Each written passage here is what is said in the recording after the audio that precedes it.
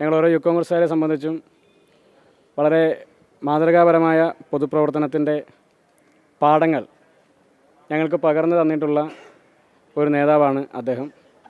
വ്യക്തിപരമായ എൻ്റെ ഒരു ഓർമ്മ, എൻ്റെ ഒരു അനുഭവം, ഞാൻ KSU കാലഘട്ടത്തിൽ SFI മർദ്ദനത്തിൽ പരിക്കേറ്റ് തൃശ്ശൂർ മെഡിക്കൽ കോളേജിൽ അഡ്മിറ്റായിരുന്ന സമയത്ത് അദ്ദേഹം ആശുപത്രിയിൽ എന്നെ സന്ദർശിക്കാൻ വേണ്ടി കടന്നു വന്നു.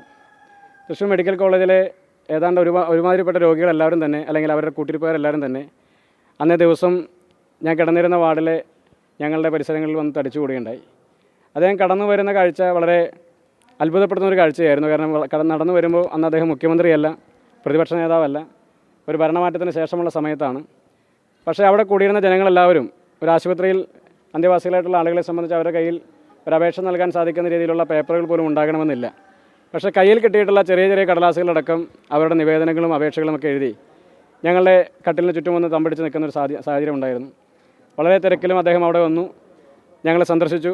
ഞങ്ങളുടെ കട്ടിലിരുന്ന് സംസാരിക്കുന്നതിനിടയിൽ ഓരോരുത്തരുടെയും കൈകളിൽ കൊണ്ടുവന്നിട്ടുള്ള അപേക്ഷകൾ വാങ്ങി പരിശോധിക്കുകയും അതിലെല്ലാം കുറിപ്പെഴുതുകയും അവരെല്ലാം കേൾക്കുകയും ചെയ്യുന്ന ഒരു കാഴ്ച. വളരെ തൊട്ടടുത്ത് നിന്ന് എങ്ങനെയാണ് ഒരു ജനപ്രതിനിധി, ഒരു പൊതുപ്രവർത്തകൻ ആളുകളെ കേൾക്കേണ്ടത്, ആളുകളുടെ പ്രശ്നങ്ങൾക്ക് പരിഹാരം നിർദ്ദേശിക്കേണ്ടത്, അവരുടെ വേദനകളെ ഒന്ന് സ്വാന്തനിപ്പിക്കാൻ ശ്രമിക്കേണ്ടതെന്ന് ഏറ്റവും അടുത്തറിയാൻ കഴിഞ്ഞ ഏറ്റവും ആദ്യത്തെ സാഹചര്യങ്ങളൊന്നായിരുന്നു അത്.